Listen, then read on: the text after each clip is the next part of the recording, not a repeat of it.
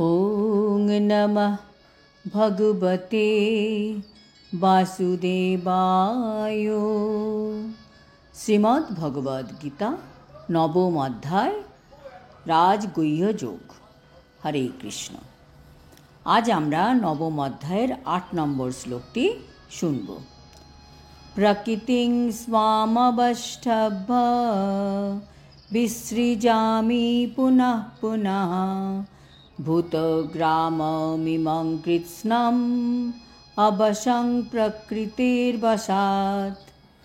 অনুবাদ: এই জগৎ আমারই প্রকৃতির অধীন, তা প্রকৃতির বশে আপনা থেকে আমার ইচ্ছার দ্বারা পুনঃ পুনঃ সৃষ্ট হয়, আর আমারই ইচ্ছার দ্বারা অন্তকালে বিনষ্ট হয়।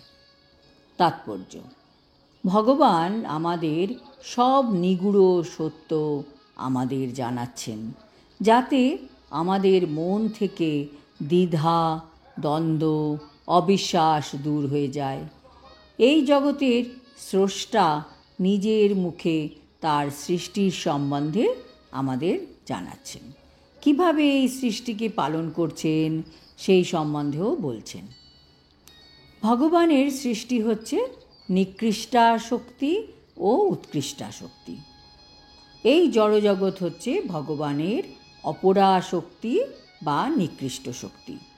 আর সৃষ্টির সময় জড় শক্তি মহত্তত্ত্ব রূপে পরিণত হয় এবং প্রথম পুরুষ অবতার মহাবিষ্ণু তাতে প্রবেশ করেন।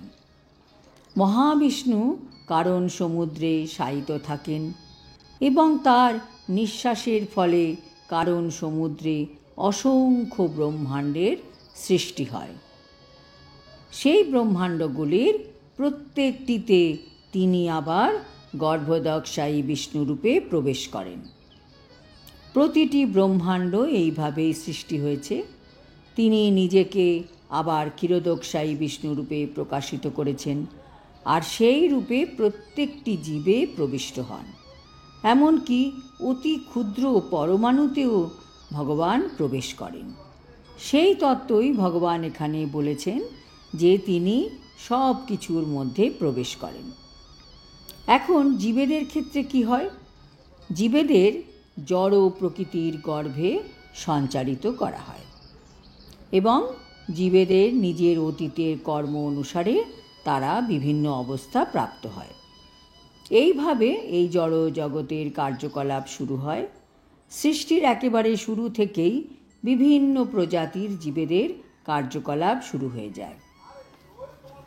এমন নয় যে সব কিছুই বিবর্তিত হয়েছে। ব্রহ্মাণ্ড সৃষ্টির সঙ্গে সঙ্গে একই সময়ে বিভিন্ন প্রজাতির সৃষ্টি হয়েছে। মানুষ, পশু, পাখি সমস্তই একই সঙ্গে সৃষ্ট হয়েছে। কারণ আগের কল্পের প্রলয়ের সময় জীবেদের যার যেমন বাসনা ছিল সেইভাবেই তারা আবার জন্ম নেয়। এখানে অবসাম শব্দটির দ্বারা স্পষ্টভাবে বলা হয়েছে যে এই প্রক্রিয়াতে জীবেদের কিছুই করার থাকে না। আগের সৃষ্টিকালের মধ্যে থাকার সময় তাদের পূর্ব জীবনের যে সত্তা ছিল ঠিক সেইভাবেই তারা আবার প্রকাশ পায়।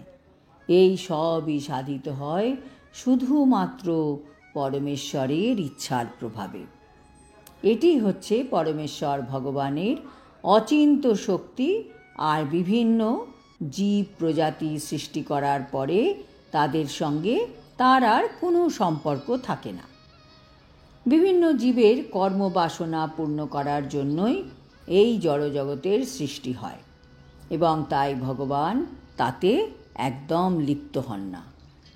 কাজেই আমাদের সব সময় মনে রাখা উচিত, যখন আমরা মানুষের দেহ পেয়েছি তখন আমাদের খাও দাও আনন্দ ফুর্তি করে এই মূল্যবান জীবনকে নষ্ট করা উচিত নয়।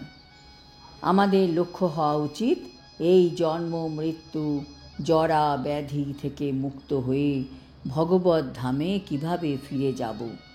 আমরা প্রতিদিন প্রতি মুহূর্তে কষ্ট পাচ্ছি বিভিন্ন কারণে। টেম্পোরারি সুখ পেয়ে কোনো লাভ নেই।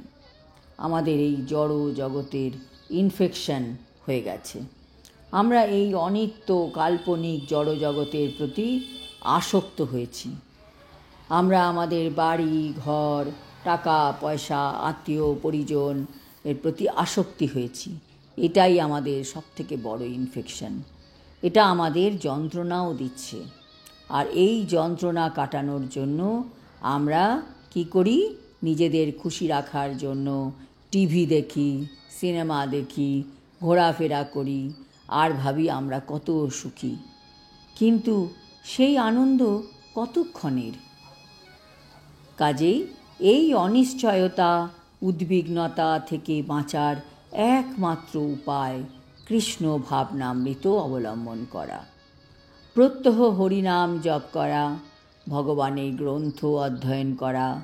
তার মধ্যে যে আনন্দ পাওয়া যায়, সেই আনন্দ হচ্ছে চিরস্থায়ী আনন্দ। আজ এই পর্যন্ত।